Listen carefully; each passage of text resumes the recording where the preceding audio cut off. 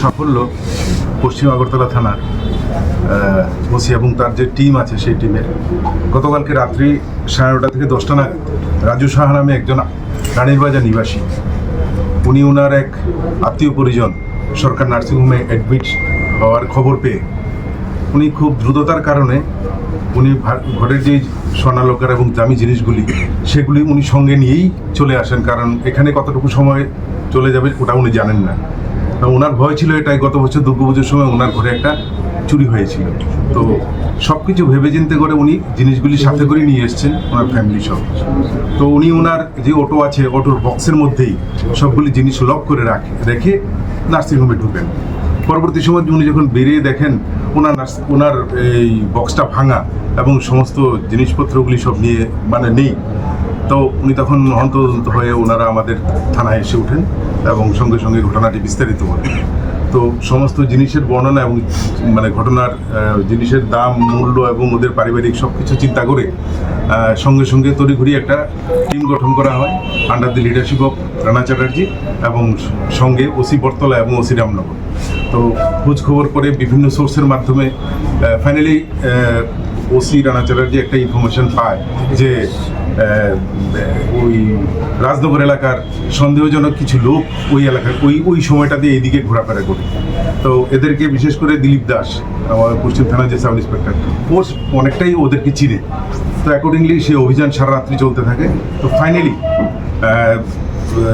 একজন শামীম মিয়া এবং আরেকজন হচ্ছে প্রার্থনা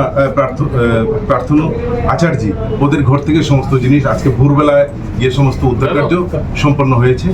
এবং আপনারা জেনে রাখতে পারেন সমস্ত উদ্ধারকৃত স্বর্ণের যে বাজার মূল্য সেটা প্রায় 20 লাখ।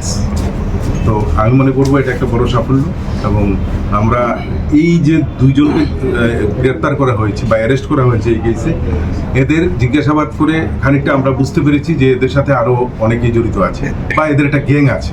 তো উদ্দেশ্য হচ্ছে টোটাল গ্যাংটাকে এই কেসে তাদেরকে ওঠানো এবং ওদের জিজ্ঞাসাবাদ করে বাকি যে চুরির যে মামলাগুলি আমাদের আছে সেগুলির বাকি জিনিসপত্র উদ্ধার করা। এই ঘটনা কবে হয়েছিল? গতকালকে। কোথায় চুরিটা হয়েছিল? এটা হয়েছে আপনার সরকার নার্সিংহোমের সামনে, যেখানে অটোটা রেখেছিল ওটোটার মধ্যেই। কয়টা নাগাদ হবে? 9:30 থেকে 10টা। 24 ঘন্টার মধ্যে আটক করা সম্ভব হয়েছে তাদের। আপনাদেরকে এটাও বলে রাখি, গত কিছুদিন আগেও আমরা কিন্তু একটা কেসে 7জন চোরকে ধরেছিলাম। তো আমরা ধারণা ছিল যে অনেকটা হবে, কিন্তু এই গ্রুপটা যে নতুনভাবে তৈরি হবে এবং এই সমস্ত কাজ করবে সেটা আমাদের ধারণার বাইরে ছিল। যাই হোক, আমরা উইদিন 24 আওয়ার সত্যি যেটা এবং কঠোর পরিশ্রমের মাধ্যমে এই সাফল্য এসছে। আচ্ছা, ওদেরকে তো নিশ্চয়ই আপনারা জিজ্ঞাসাবাদ করেছেন? সামান্য করেছি, কোর্টে পাঠাবো, রিমান্ডে আনবো, তারপর বিস্তারিত জানবো।